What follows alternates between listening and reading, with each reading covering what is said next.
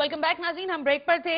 मेरा ख्याल है मजीद अजीज साहब पहले आप जवाब दे दें, कौन से हमारे पास ऐसे सेक्टर्स हैं? देखिए, पहली बात तो ये करें कि ये भी MFN आ गया तो इसका मतलब डंपिंग शुरू हो गई। ये हमारे, मैं जहां भी जाता हूं वही सुनता हूं कि डंपिंग होगी।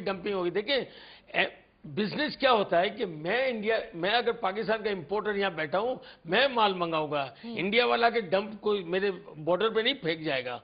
और जिस तरह अगर मैं एज एन एक्सपोर्टर कमजोर हूं, मेरे में हिम्मत नहीं है, तो मैं इंडिया में माल नहीं बेच सकता। मैं आपको कुछ फिगर्स दूंगा जिससे आपको सारा अंदाजा हो जाएगा। पाकिस्तान 280 मिलियन डॉलर की एक्सपोर्ट इंडिया को कर रहा है। बिल्कुल ठीक है। 426 आइटम में सिर्फ हम कर रहे हैं। 426 आइटम्स बस हम इंडिया भेज रहे हैं। वो इंडिया उस 426 आइटम को इंडिया 35 अरब डॉलर की मंगाता है दुनिया से। हमारा हिस्सा 0.75% है। अगर हम मेहनत करें, इसी को जो 426 आइटम से 427 भी ना हो और उसको हम हिम्मत करें और उसको हम 2% पे ले आए, तो 750 मिलियन डॉलर की पाकिस्तान की ट्रेड इंडिया से एक्सपोर्ट हो जाएगी। एक बात, इंडिया को हमने 1952 आइटम्स दी हैं।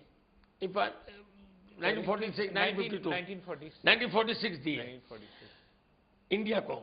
उसमें से हम पाकिस्तान 952 सिर्फ 1946 में से 952 आइटम इंडिया से सिर्फ मंगा रहे हैं, जो 1.6 या 7 बिलियन डॉलर है। ठीक है। जो पाकिस्तान की 50% जो इंपोर्ट है उस आइटम्स में इंडिया के शेयर में 10% है सिर्फ। ठीक है।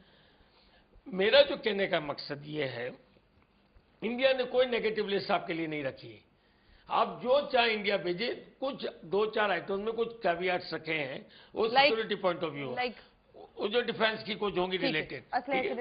अब हम इधर आ जाएं कि हमने कराची चैम्बर में इतना बड़ा पुलंदा जफर महमूद जो कॉमर्स सेक्रेटरी के हाथ में दिया कि हमारे मेंबर्स कहते हैं कि इसमें हमें तकलीफें होंगी, जैसे फार्मास्यूटिकल की बात की है। वो ऐसा शुरू में एक नेगेटिव लिस्ट बनेगी and over a certain prescribe time frame वो हो जाएगी। इनफ टाइम हमको मिल जाएगा। एक बात तो ये आपको सोचने की बात है। अब एक हमें किसने रोका है हम हमारी चीज ना भेजें? आपने सेक्टर की बात की, मैं और अमीन भाई दोनों की में मिनरल्स भी हम काम करते हैं। हमारी जो रिसर्च है कि हम इंडिया को, इवन दो इंडिया क्रोम और एक्सपोर्ट करता है, हम इंडिया को $5 करोड़ का साल का क्रोम और बेच सकते हैं। अच्छा, हमारी कंपनी बेच सकती है। ठीक है। हिम्मत हुई तो हमारे में है पोटेंशियल। मैं पोटेंशियल की बात कर रहा हूं। पाकिस्तान की बेडशीट, पाकिस्तान का लॉन, मैं टेक्सटाइल वालों के लिए खुशखबरी दे रहा हूं, इंडिया से बहुत ही बेहतर है। बहुत सी चीजें हम इंडिया को डेट्स देते, खजूरें हम इंडिया को जो चीजें दे सकते हैं, इससे बेहतर ही है। ठीक है। अच्छा, एक मिनट मुझे जरा, क्योंकि मैं ये सवाल अक्सर उठा भी लेती हूँ कभी कभी, ये सारी ठीक है, आप कॉटन आपकी इंडस्ट्री, टेक्सटाइल की मैं उसको समझ रही हूँ, सीमेंट की भी बात हो गई, अभी हमने सीमेंट की भी बात करी। अच्छा, मुझे सिर्फ ये बता दें कि उनकी जो एक ही इंडस्ट्री कॉस्मेटिक की अगर मैं बात करूँ खवातीन के ऊपर, या इंडिया का सारा प्रोडक्ट आपको पाकिस्तान के हर मार्केट में अवेलेबल होगा, क्या फर्क पड़ता है?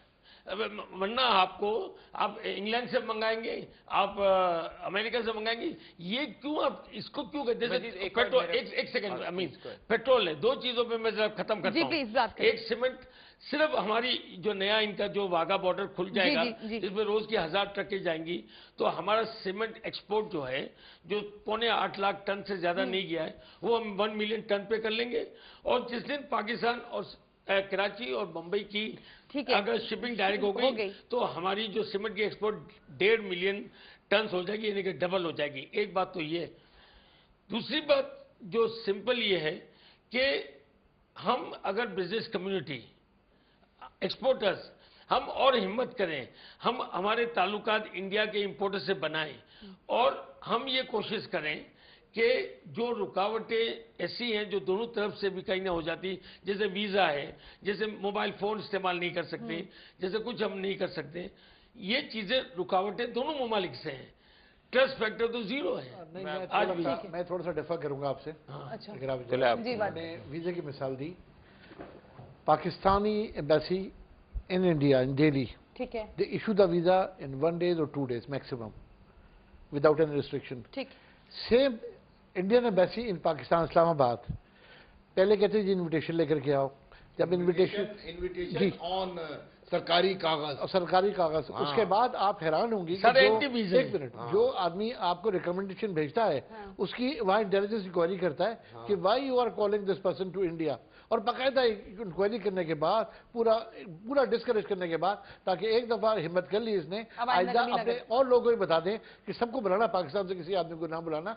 आज हम अभी इस तक इन हालात से गुजर रहे हैं।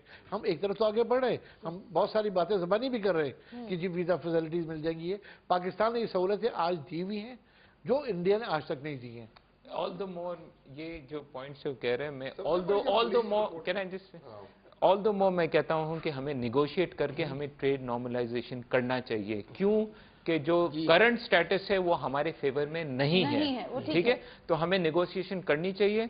As far as visas are concerned, दोनों की गवर्नमेंट ने इन प्रिंसिपल अग्री किया है कि बिजनेसमैन को 1 ईयर की मल्टीपल एंट्री वीज़ा दी जाएगी। 1 साल तक जा सकेंगे, सिटी की रिस्ट्रिक्शन नहीं होगी, पुलिस रिपोर्टिंग भी नहीं होगी। ये इम्प्लीमेंट इंशाल्लाह नेक्स्ट फ्यू मंथ्स में हो जाएगा। That's one thing.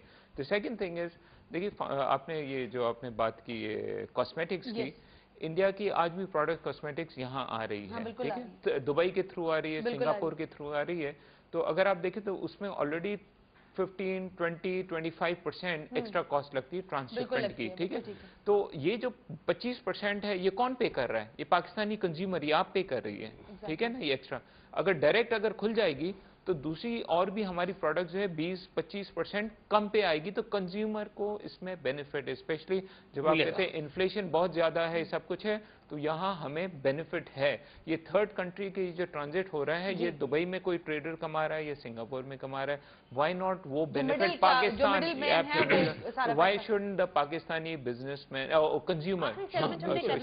मैं पहले तो ये पूछूंगी अपने शुरा से कि डायरेक्ट अवाम इससे किस तरह इस्तेफादा लेगी, और एट द एंड क्या ये समझते हैं कि पाकिस्तान की इकॉनमी का जो मौजूदा हशर है उसमें किसी हद तक कोई एक पिलर बनाने की ये लोग, या कोई एक नीचे जैसे कह सकते हैं बेस बनाने की कोशिश कर पाएंगे इंडिया ट्रेड के थ्रू? After this break.